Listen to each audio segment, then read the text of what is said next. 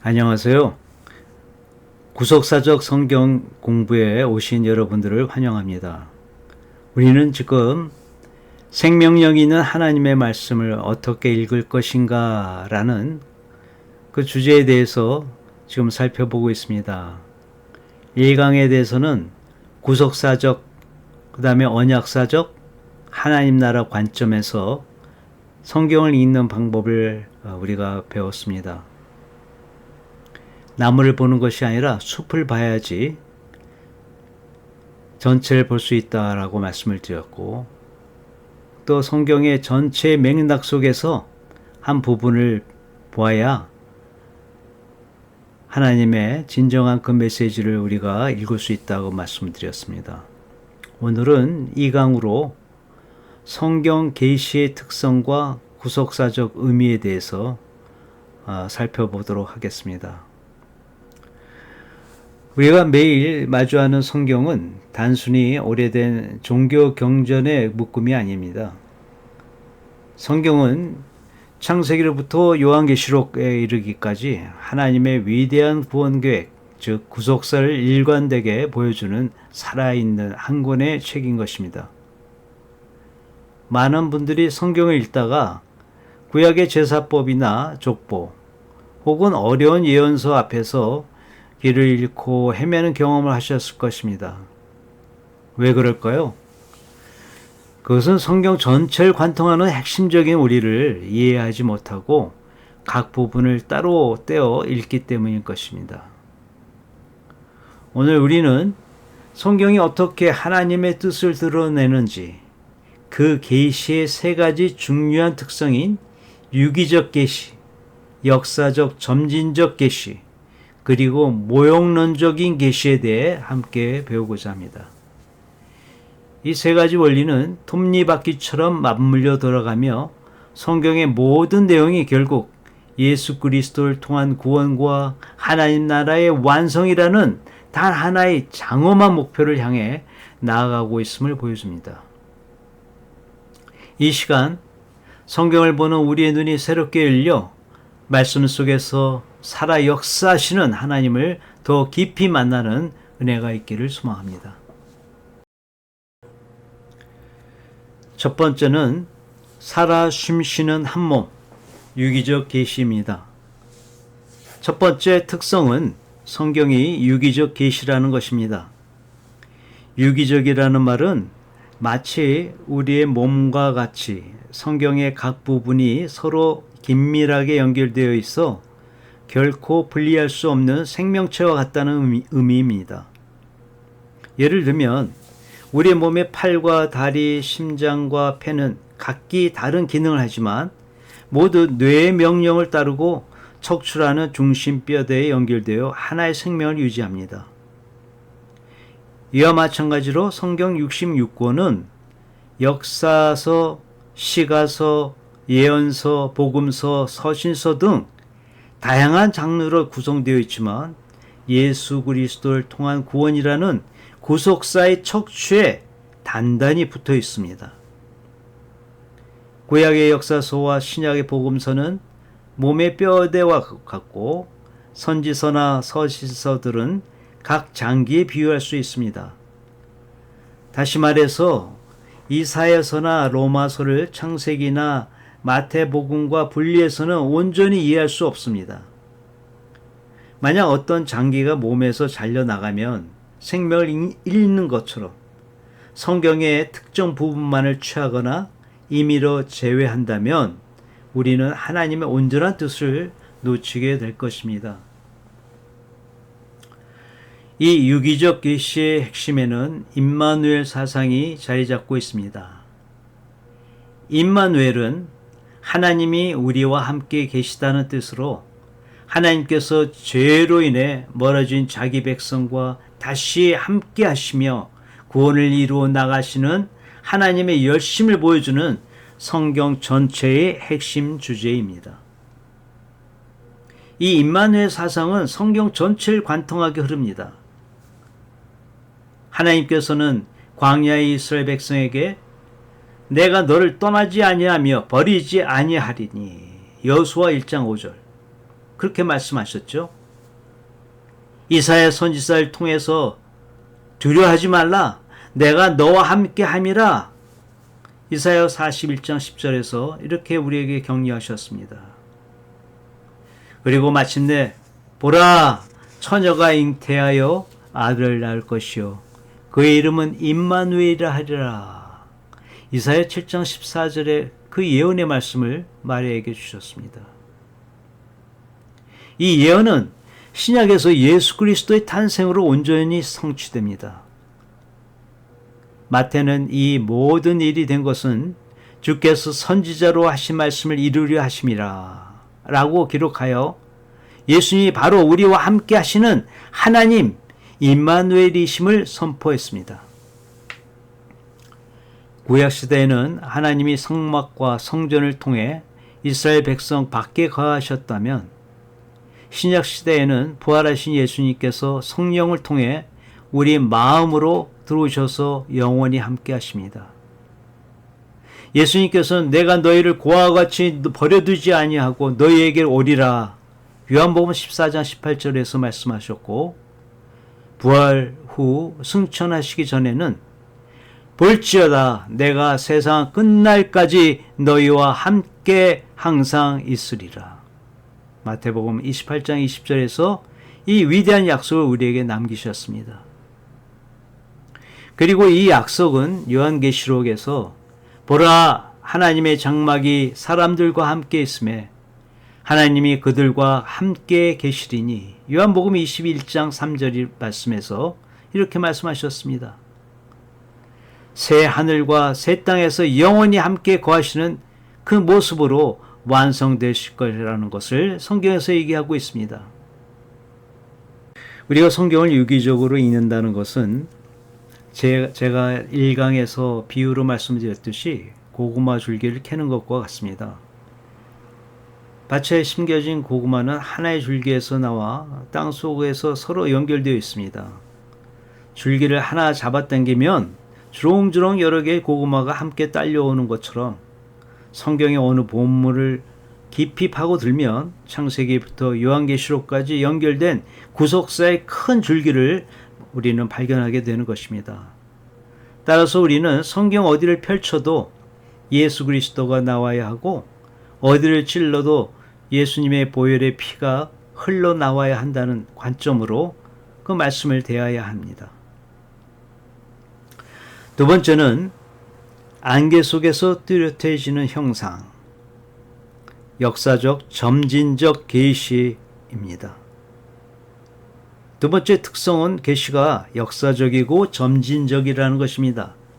이는 하나님의 구원 계획이 어느 날 갑자기 완성된 형태로 주어지는 것이 아니라 인류의 역사가 흘러감에 따라 마치 동이 트는 것처럼 점차 밝고 선명하게 드러났다는 것입니다.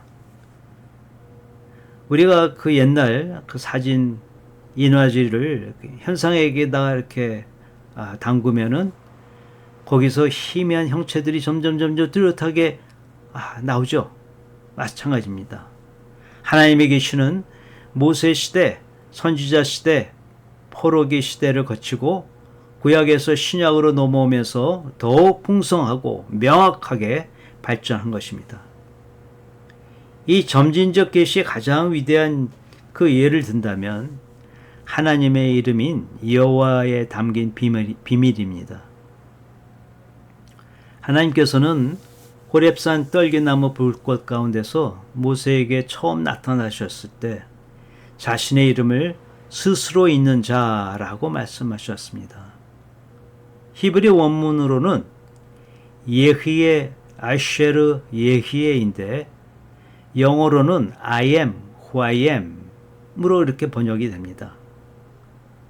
이 이름에는 엄청난 신학적 의미가 담겨져 있습니다.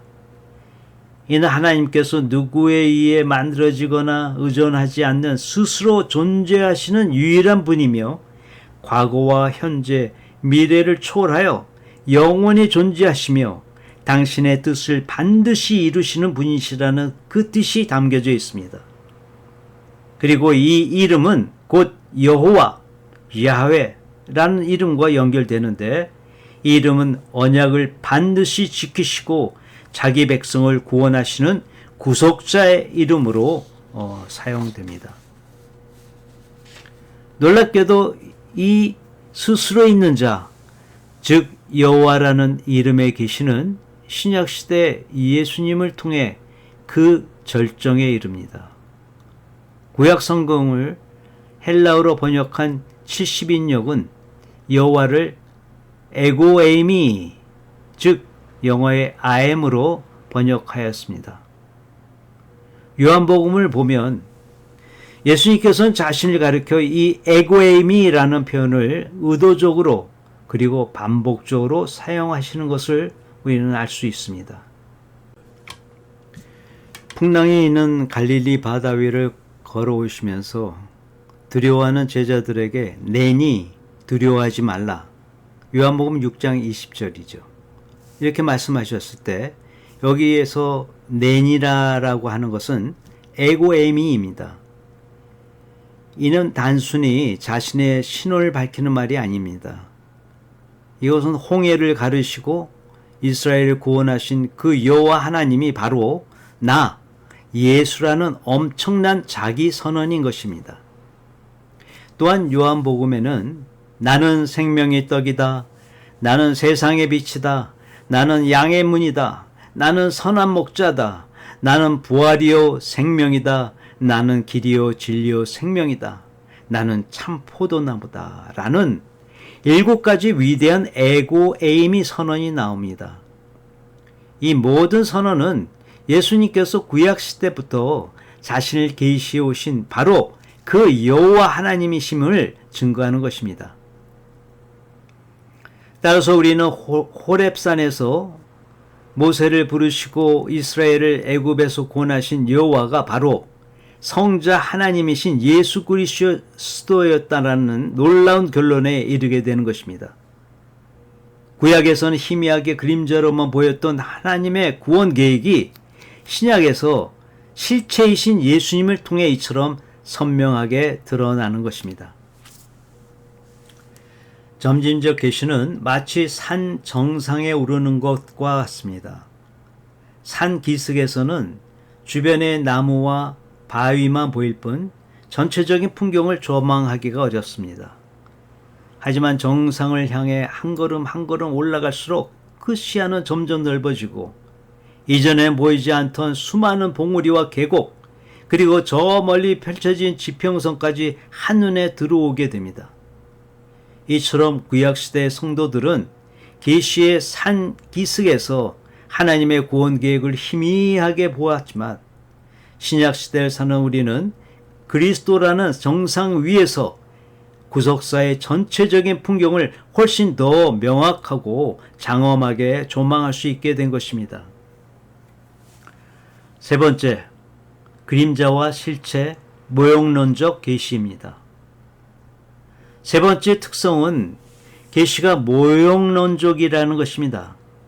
모형론이란 구약의 인물, 사건, 제도들을 통해 보여준 언약, 예언, 모형, 예표, 그림자 등이 앞으로 오실 예수 그리스도와 그분의 사역을 미리 보여주는 그림자, 모형, 타이프였고 신약의 예수 그리스도는 그 언약, 예언, 모형, 예표, 그림자의 실체, 원형, 안티타입 이렇게 해석하는 원리입니다. 그림자는 실체가 있어야만 존재할 수 있으며 실체가 나타나면 그림자의 역할은 끝나게 되는 것입니다. 성경을 보면 수많은 모형과 실체의 관계로 가득 차 있는 것을 우리는 알 수 있습니다. 몇 가지 예를 들어보겠습니다. 아담이 범죄한 후 하나님께서 입혀주신 가죽옷, 그것은 장차 인류의 죄를 덮기 위해 희생 제물이 되실 예수 그리스도의 대속적 죽음을 모형하는 것입니다. 아브라함이 아들 이삭을 제단에 바친 그 모리아 산의 사건은 하나님께서 독생자 예수를 우리를 위해 십자가에 내어주시는 그 사건의 모형입니다. 이스라엘 백성이 출애굽할 때 문설주에 바른 유월절 어린 양의 피는 세상 죄를 지고 가는 하나님의 어린 양이신 예수 그리스도의 보혈을 상징하는 가장 대표적인 모형입니다. 또 광야에서 불뱀에 물린 자들이 모세가 장대에 매단 놋뱀을 쳐다보고 살아난 사건, 그것은 십자가에 달리신 예수 그리스도를 믿음으로 바라보는 자마다 영원한 생명을 얻게 될 것이라는 것을 미리 보여주는 모형인 것입니다. 그 외 성막의 모든 기구들, 심지어 그 구조까지도 예수 그리스도의 인성과 신성, 그리고 그분의 구속 사역을 놀랍게도 정묘하게 예표하고 있습니다. 이처럼 구약은 신약의 관점, 즉 예수 그리스도라는 실체를 통해 해석할 때 비로소 그 의미가 온전하게 드러나는 것입니다. 만약 구약의 율법과 제사를 예수 그리스도와 연결하지 못하면 그것은 생명 없는 종교적 형식으로 전락하고 말 것입니다. 여기서 우리가 주의해야 할 점이 있습니다. 그것은 모형론적 해석과 알레고리, 또 풍유적 해석의 차이인 것입니다. 모형론은 성경 자체가 증거하고 구속사라는 큰 틀 안에서 신약의 성취와 명확하게 연결되는 해석입니다. 반면에 알레고리 해석은 본문 자체의 역사적 의미와 상관없이 비슷한 점을 찾아 영적인 의미를 부여하는 방식으로 자칫하면 성경의 본래 의도를 왜곡할 위험이 큰 것입니다.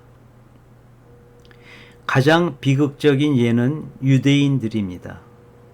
그들은 구약 성경을 누구보다 열심히 연구했지만 그 모든 예언과 모형이 가리키는 실체이신 예수님을 알아보지 못했습니다. 그들의 해석은 예수 그리스도라는 결론에 이르지 못했고 결국 그 율법을 가지고 하나님의 아들을 십자가에 못 박는 끔찍한 결과를 초래하고 말았습니다. 이는 우리에게 구약 해석이 반드시 신약의 성취와 연결되어 그리스도를 향해야만 한다는 것을 강력히 경고해 주고 있는 것입니다. 오늘 성경 공부의 결론은 모든 길은 그리스도에게로 통한다입니다. 오늘 우리는 성경 계시의 세 가지 중요한 특성, 즉 유기적, 점진적, 모형론적 특성에 대해 살펴보았습니다. 성경은 파편적인 이야기들의 모음이 아니라 예수 그리스도를 통한 하나님의 구원 계획이라는 하나의 주제를 향해 유기적으로 연결된 생명체와 같습니다. 이 구원 계획은 역사의 흐름 속에서 점차 선명하게 드러났으며 구약의 수많은 그림자, 모형, 예언, 언약 이런 것들이 마침내 신약에서 실체이신 예수 그리스도를 통해 온전히 성취되었습니다. 그러므로 성경을 읽는 우리의 가장 중요한 자세는 이 모든 말씀이 가리키는 단 한 분 예수 그리스도를 발견하는 것입니다. 구약의 족보 속에서도 복잡한 제사법 속에서도 심판의 메시지 속에서도 우리는 우리를 구원하시는 또 우리를 위해 이 땅에 오신 그리스도의 발자취를 발견해야 합니다. 이 원리를 붙들고 성경을 읽을 때 말씀은 더 이상 잠자는 문자가 아니라 우리의 삶을 변화시키는 살아있는 하나님의 능력으로 다가올 것입니다. 계속해서 그리스도의 중심의 관점으로 성경을 깊이 묵상하며 그 안에 담긴 풍성한 은혜의 세계를 매일 탐험하는 저와 여러분이 되기를 주님의 이름으로 축복합니다. 요점을 정리합니다. 성경은 예수 그리스도를 통한 구원이라는 하나의 주제를 가진 유기체이며 이 계시는 역사를 통해 점진적으로 밝히 드러났습니다. 구약의 인물 사건, 제도는 신약의 실체이신 예수 그리스도를 미리 보여주는 모형의 역할을 합니다. 따라서 모든 성경은 예수 그리스도라는 중심을 통해 해석되어야 하며 이는 우리에게 올바른 신앙의 길을 제시해 줍니다. 오늘도 여러분에게 들려드린 이 성경 공부 시간이 유익한 시간이 되었기를 바라고 이 성경 공부 시간을 통하여 성경을 바로 보는 귀한 길잡이가 되기를 간절히 바랍니다. 감사합니다.